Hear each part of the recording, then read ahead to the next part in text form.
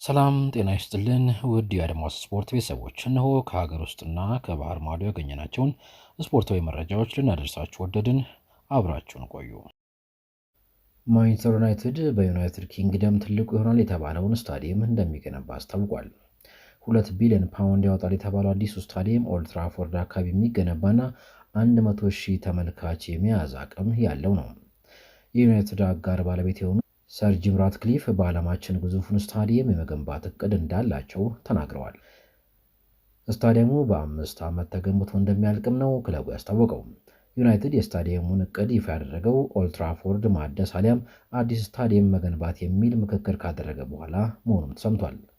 ኦልድ ትራፎርድ ከአውሮፓውያኑ 1910 ጀምሮ የማንቸስተር ዩናይትድ ስታዲየም ሆኖም አገልግሏል። የሥነ ሕንፃ ኩባንያ ፎስተር ኤንድ ፓርትነርስ ስታዲየሙ የዣንጥላ ቅርጽ የሚኖረውና ግዙፍ አደባባይ እንደሚኖረው አሳውቋል። ከ40 ኪሎ ሜትር ርቀት ላይ የሚታዩ ማማዎችም ይኖሩታል። በአሁኑ ወቅት 1 ቢሊዮን ዕዳ ያለበት ማንቸስተር ዩናይትድ ለህንፃው ግንባታ ወጪ ገንዘብ ከየት እንደሚያገኝ ይፋ አላደረገም። የክለቡ ዋና ስራ አስፈጻሚ ኦማር ቤራዳ ግንባታው የምናከናውንበት ገንዘብ እንደምናገኝ እርግጠኛ ነኝም ብለዋል። ማንቸስተር ዩናይትድ የአዲሱን ስታዲየም ግንባታ 92,000 የሥራ ዕድሎችን እንደሚፈጥርና 17,000 አዳዲስ መኖሪያ ቤቶች እንደሚገነቡ እንዲሁም ለዩኬ ምጣኔ ሀብት 37.3 ቢሊዮን ፓውንድ እንደሚያስገኝም አስታውቋል። ስታዲየሙ ሲጠናቀቅ በዓመት ተጨማሪ 1.8 ሚሊዮን ሰዎች እንደሚጎበኙትም ይገመታል። ሰር ጂም ራትክሊፍ ላለፉት 115 ዓመታት ያገለገለ ኦልድ ትራፎርድ አሁን ካሉ ዘመናዊ ስታዲየሞች ጋር የሚነጻጸር አይደለም ብለዋል።